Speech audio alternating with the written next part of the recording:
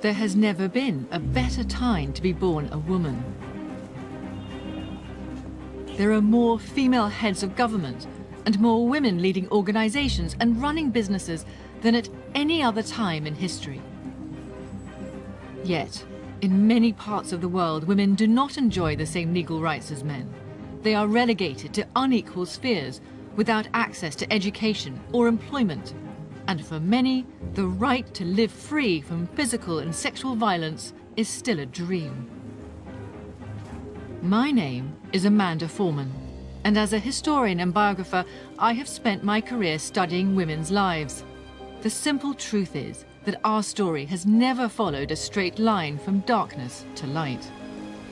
The real history of women is full of swings and reversions, with liberties gained and lost from one era and one society to the next.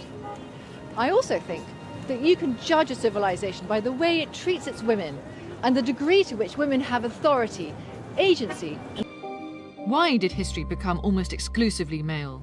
Why has almost every civilization set limits on women's sexuality, speech, and freedom of movement? And what makes the status of women so vulnerable to the dictates of politics, economics, or religion? And to those who think that women haven't played an active role in history, or that ours is simply a mindless narrative of oppression, I want to throw down the gauntlet. Because I believe that any history of the world that excludes women or simply pushes them to the margins isn't just a distortion, but an The hard truth is that in almost every civilization, women have been deemed the secondary sex. It's an idea that has become so ingrained, it's been written into history as a biological truth. But why did this happen? Have human societies always followed this pattern? And how? In the following millennia, as agriculture became increasingly controlled, society began to organize itself around more recognizable divisions of gender. Women's roles became tied to motherhood and the home. Their status became secondary to men, who took control over property and public space. These are the world's earliest known law codes, and within them, we have the first silencing of the female voice. There's a phrase on one of these cones that says, if a woman speaks out of turn, then her... Stretching from Ukraine in the west, across Kazakhstan and South Russia, to Mongolia in the east, the Eurasian steppe was home to the nomads, most notably the Scythian, Sarmatian and Pazyryk tribes. Dominated by warrior horsemen, this was just as male-led and martial a world. The best pasture lands had to be rigorously defended, and women were often captured in intertribal wars.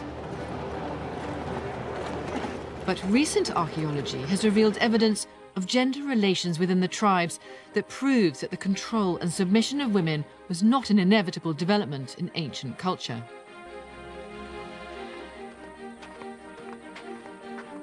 Professor Leonid Yablonsky from the Moscow Institute of Archaeology has been excavating nomadic burial sites called kurgans across southern Russia for the past 25 years.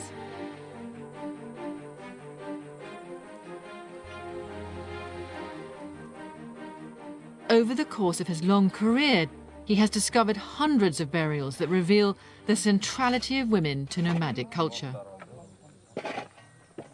Но у женщин, кроме украшений, мы находим и другие самые разнообразные предметы.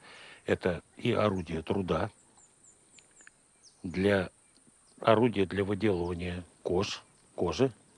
У некоторых женщин мы находим еще и предметы для нанесения татуировок.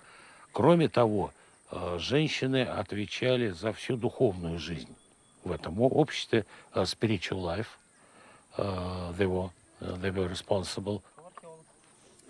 И таким образом социальные функции женщины были намного выше, чем социальные функции мужчин. Хотя военными вождями были только мужчины. Did you find any evidence of women being buried with weapons? Yes. Раньше Археологи думали, что если найден скелет с оружием, то это непременно мужчина. А если найден скелет с бусами, то это непременно женщина. Но потом, когда научились определять пол по костям скелета, оказалось, что это не так. И антропологи, физические антропологи, нам показали, что мы очень... The female graves contain a remarkable variety of treasures. There's gold jewellery, such as torques and feline coat clasps, sacred objects, such as mirrors, seashells, and portable altars, and a large cache of weapons, revealing women's roles as warriors within the tribe. Смотрите, очень маленькая ручка. Yeah, your hand is too big. It could only be for a woman. It's a woman's implement. Among the treasures, items from one individual burial stand out, those of a 14-year-old girl who was buried with over 40 bronze arrowheads. Лук – это оружие дистанционного боя. То есть не обязательно обладать большой физической силой для того, чтобы уметь хорошо стрелять из лука. Как и сегодня, и во время Второй мировой войны, и во время войны на Кавказе роль снайперов исполняли именно женщины, потому что снайперская винтовка – это оружие дистанционного боя. Поэтому нельзя исключить, что во время войн древних, сарматских, женщины могли тоже пользоваться луками, находясь на некоторой дистанции от противника. Much like Neolithic Çatalhöyük, these finds reveal a world in which the precariousness of survival negated ideas of segregation or divisions of labour. Women's roles were not confined to their biological functions or to domestic space. The nomads were, if you will, a kind of third way, different from the empires and city-states around them. And as for the urban codes that governed land, property, status, the family, none of these applied to them. And what this meant for women was that their value extended far beyond being simply someone else's property or producing sons. They were recognized because of their skills and because their contribution to society was absolutely necessary. It just goes to show. Today, Parthenon itself represents democracy, but Athenian democracy wasn't universal. It was only open to men. Only they could be citizens of the polis, the state, and what was left to women was serving the oikos, the household. They were barred from the law, from the economy, from politics, even from mingling in places where citizens conducted their business.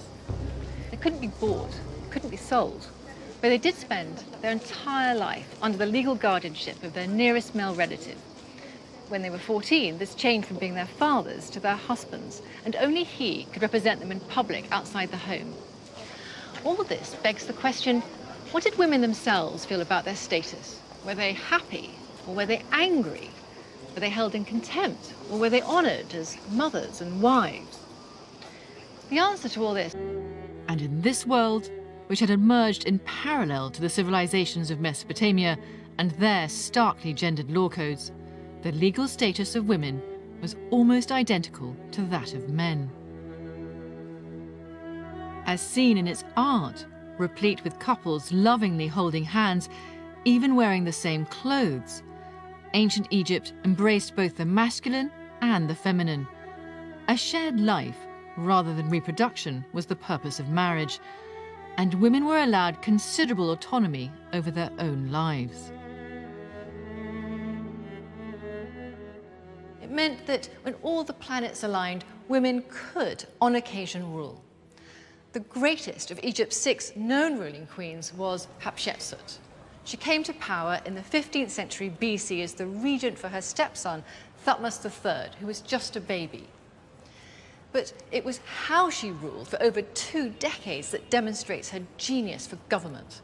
Hatshepsut appropriated for herself the religious symbols of kingship. Famously, her statues depict her wearing the divine pharaonic beard. But just as important was how she concentrated on what Egypt did best, building and trade. She organised the largest ever trade mission in her country's history to the land of Punt. Her legacy was peace and prosperity. But even in Egypt, there's a sting in the tail. We don't know why, but after her death, the next pharaoh literally defaced Hatshepsut from the public record. In a sense, she represents the fate of so many women, not just in the ancient world, but throughout all of history. The story of civilization has largely been written as the triumph of humanity, and it has given us extraordinary advances, codes of law and commerce, science and art. But if the story of women is put back into history, the uncomfortable truth is that its benefits have been ambiguous. For I believe that part of what it meant to be civilized also meant the regulation and control of women, which varied according to the worlds in which they lived. Looking at the variety of women's experiences in the ancient world, from restrictive Assyria to tolerant Egypt, from the equality of the nomads to the nadir of ancient Greece, it's clear why the history of women has never been a simple story of darkness to light. Civilization and patriarchy went together hand in hand, but it wasn't a fixed relationship. There were powerful women in the ancient world who had a voice and an impact on their societies. But it also bequeathed, particularly the Greeks, deeply pejorative notions about the nature of women, about their sexuality, their reason and their capabilities that survive to this day. One set of rules was established for men and another for women, denying them their autonomy over their bodies, their agency over their actions, and their authority over their